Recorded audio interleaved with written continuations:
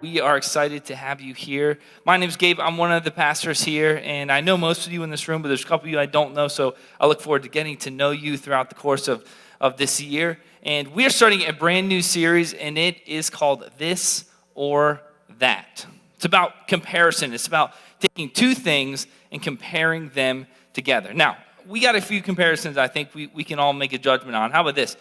Pepsi or Coke? What do you guys think? Pepsi or Coke? Where are my Pepsi people? Go ahead. Be bold. Raise your hand. Are you Pepsi people? Pepsi? How about Coke? Wow. I am a Coke person. In fact, when I go to the restaurant and the server comes and I say, hey, do you guys have Coca-Cola? And they say, is Pepsi okay? My answer is no. I'll take a root beer or I'll take anything else. I can't have a Pepsi. It's got to be Coca-Cola. How about this? Pepperoni or plain? Any plain cheese people in here, in the room? Okay, wow. Pepperoni. Any pepperoni people? Okay. Meat lovers. I'll go for the meat lovers. Okay. How about this one? Nike or Adidas? Adidas? Where are my Adidas people? Okay. Nike. How about Nike? All right. This or that. Life is about comparisons often.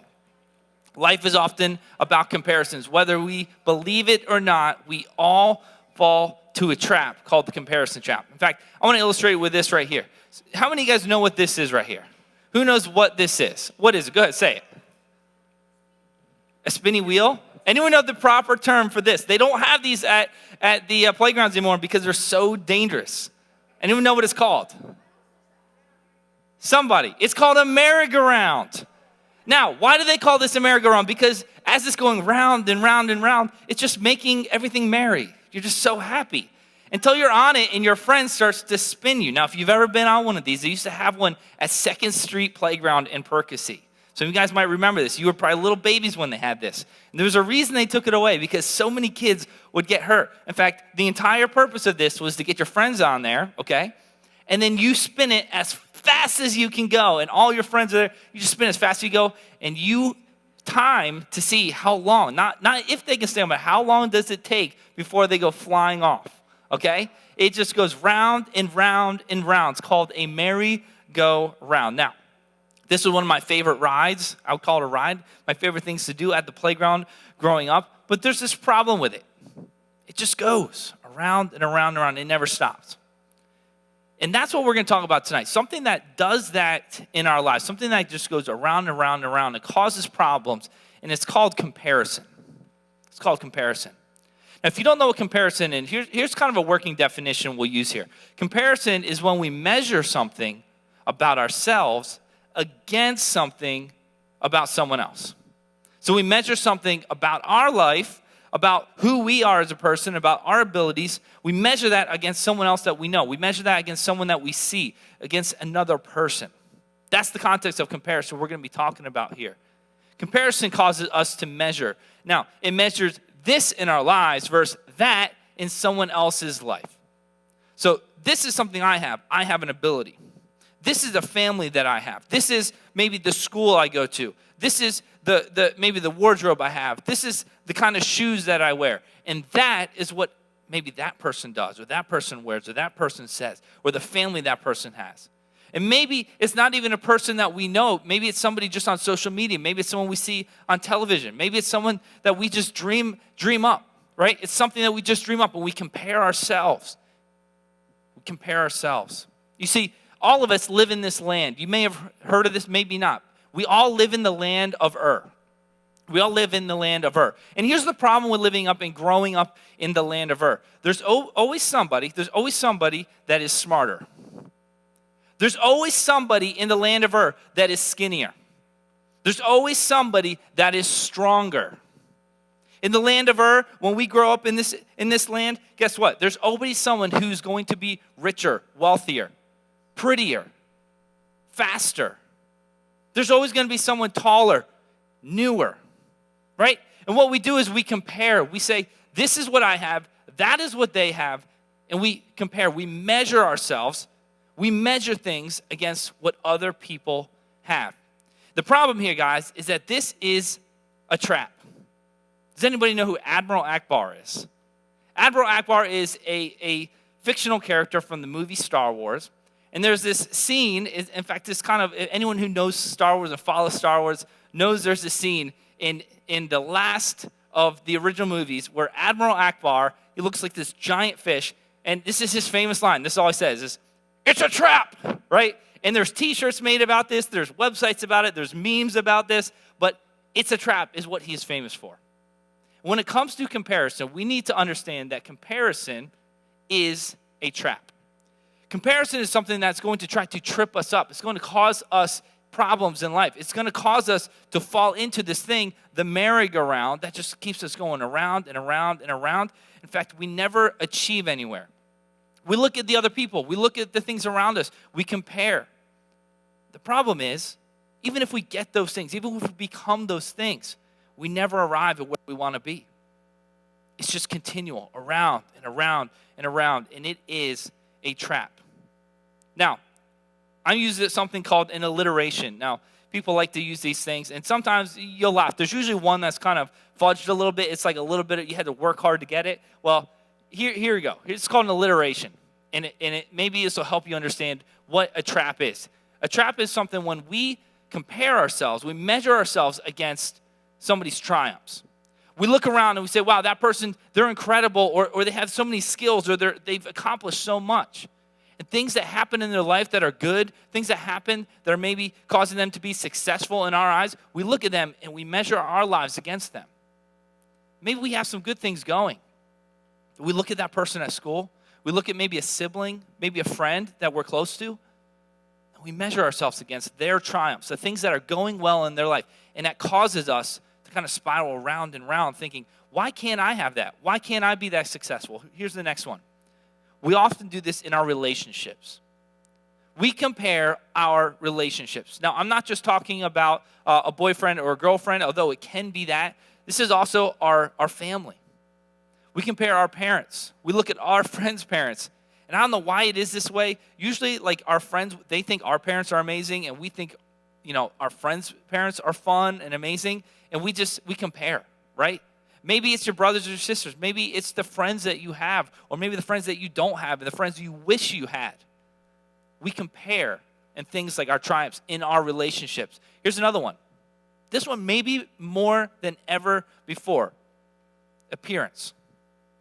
It's probably when I was in middle school, when I was your age, that I first started to recognize that there were things about me and my appearance that other people didn't think were so cool. I remember being very self-conscious about certain things about my body, about the way I looked. I remember, looking in the mirror thinking, man, I don't look like that person, or I don't have the kind of clothes that those people have, or I don't act the way they look.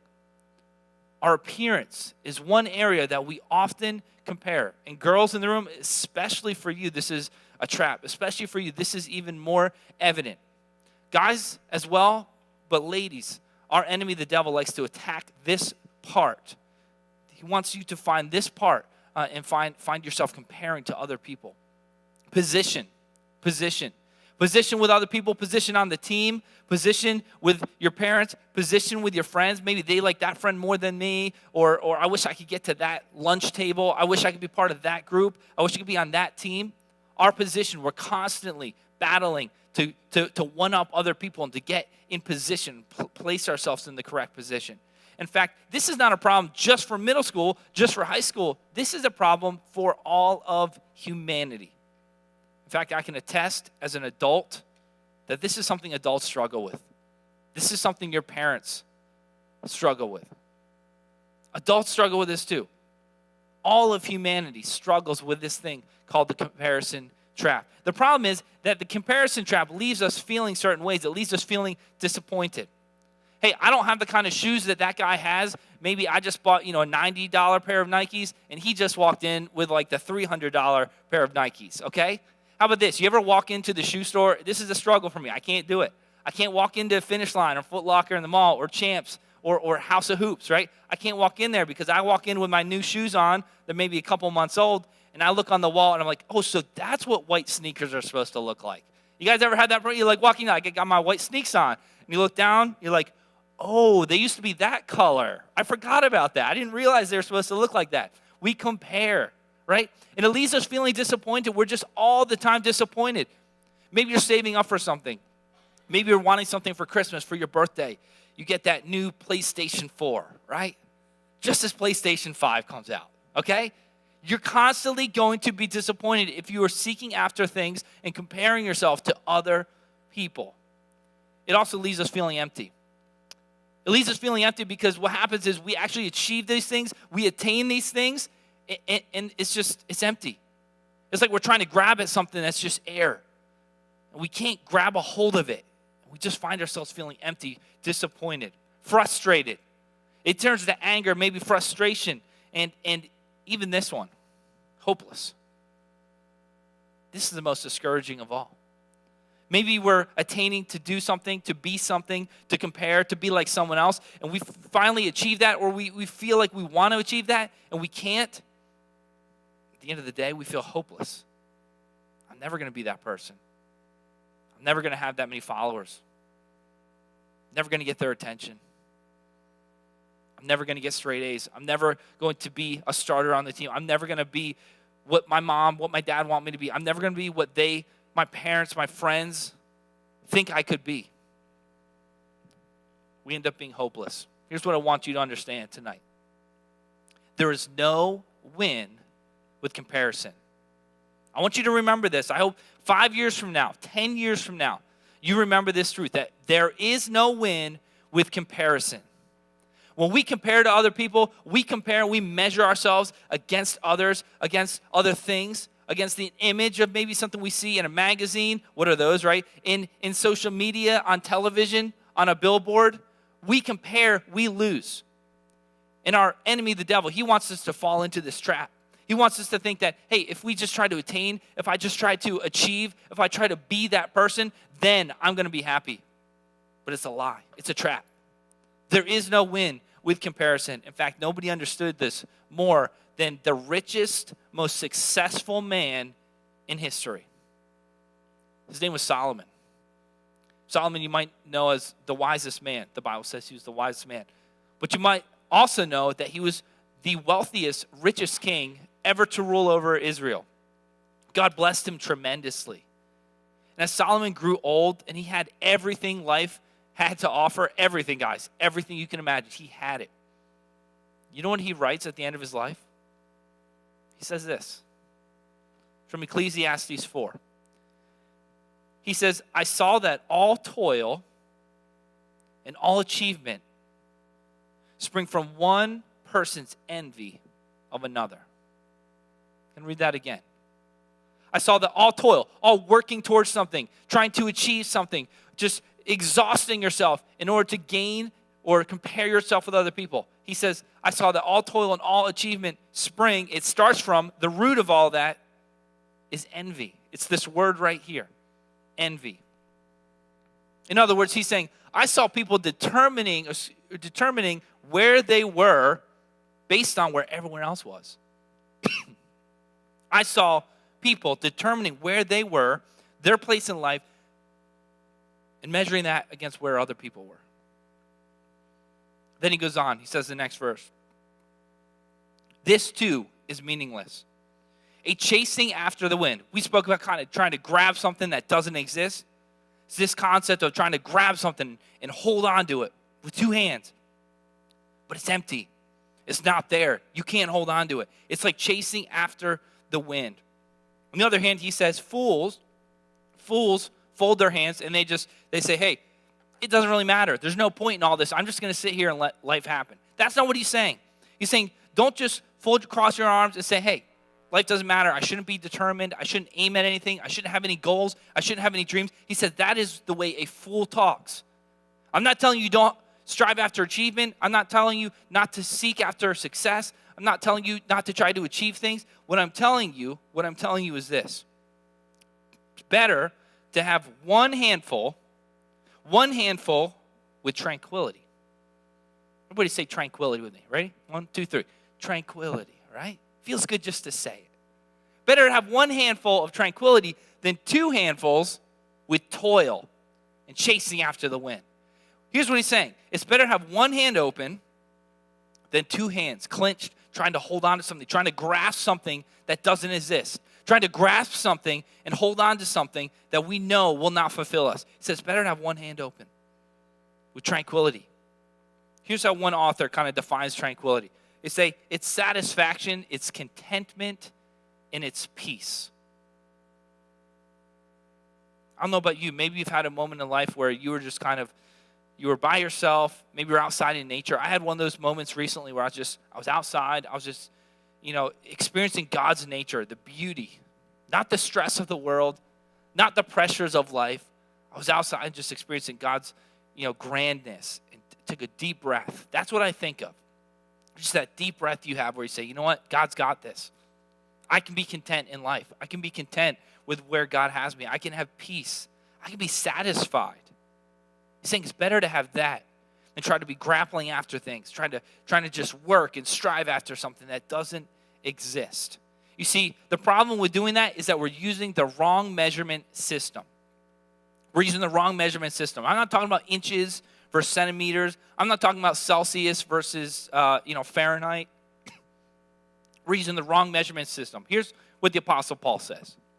He says, oh, don't worry. We wouldn't dare say we're as wonderful as these men. So he's saying there's some guys out there, they think they're so religious. They think they're these great leaders. They think they're amazing. He says, we wouldn't dare say we're as wonderful as these men who tell you they are important, right? They say how important they are. They're talking about, hey, I'm so important, right? There's a little quote we like to say around here, if you have to say it, right? I'm a big deal. I'm important. Well, if you have to say it. There were people walking around saying, hey, I'm a big deal. I am important. Paul says, hey, don't be one of those people. But they are only comparing themselves with each other. You know what they're using? They have a measuring stick, and the measuring stick they're using is each other. They're a bunch of flawed people measuring each other against flawed people, using themselves as a standard of measurement. How ignorant, the Apostle Paul says. Is when people commend or compliment themselves, it doesn't count for much. The important thing is that the Lord commend them. Here's what he's saying here. There's only one measurement that matters. We want to measure ourselves against our friends. We want to measure ourselves against that teammate. We want to measure ourselves against that Instagram post, against whoever that is that we follow on TikTok, right? How many followers they have or how many views they have. We want to measure ourselves against everyone else. There's only one measurement that matters. It's God. It's his measurement. And here's the good news for you. Here's the good news for me. I know, because Scripture teaches me, that God never compares me to anyone else. The book of Ephesians talks at length about how God chose me. He didn't have to. It wasn't like I was that last guy on the team where maybe you've been playing dodgeball or you were playing in the schoolyard and someone's like, all right, well, Gabe, you're the last one. I guess we got to have you on our team, right? It wasn't like that. Jesus chose you. He died for you. He looked at you and said, yeah, they're worth dying for. I want that person in my family. I'm going to die for them. I'm going to adopt them into my family, the Bible says. God never compares me to someone else because I'm far too valuable. You are far too valuable to compare. God doesn't compare you to others. In fact, because that's true, we need to be careful in the way we compare ourselves. I want to leave you with this. Here's a verse from the book of Proverbs written by the same person who wrote Ecclesiastes, the guy's Solomon, okay? He says this, guard your heart above all else.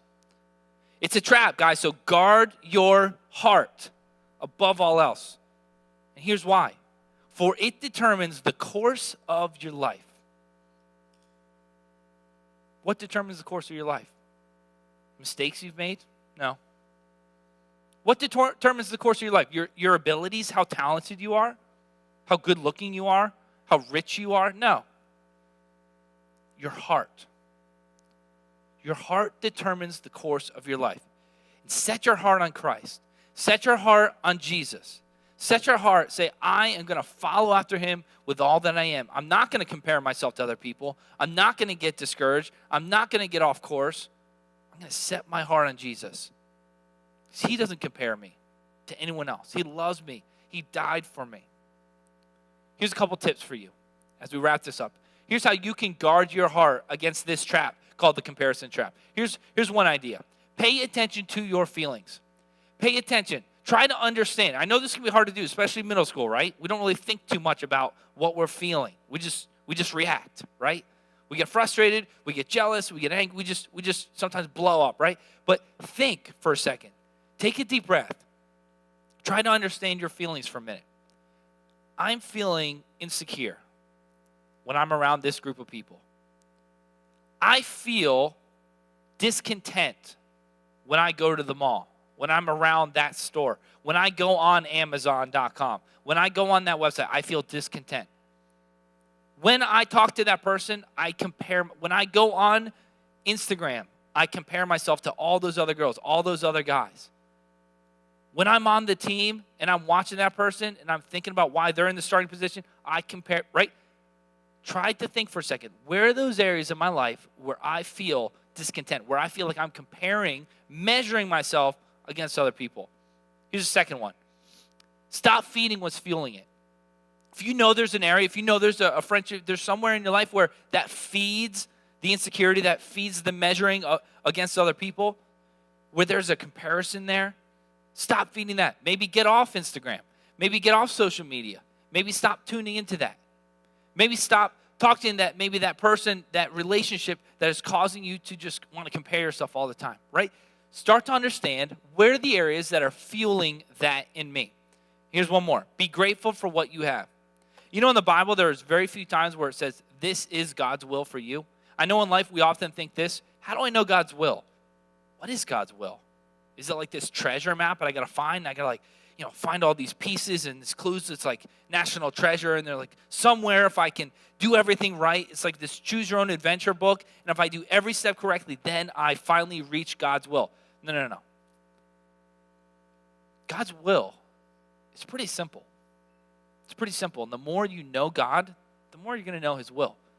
There are a few times in Scripture where it even says God's will for you is to be thankful, to be grateful.